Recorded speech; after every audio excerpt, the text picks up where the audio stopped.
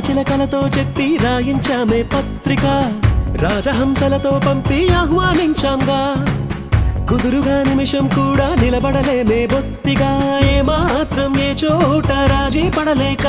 చుట్టాలందరికీ ఆనందంతో కళ్ళు చెమర్చేలా, గిట్టని వాళ్ళైనా ఆశ్చర్యంతో కన్నులు వచ్చేలా.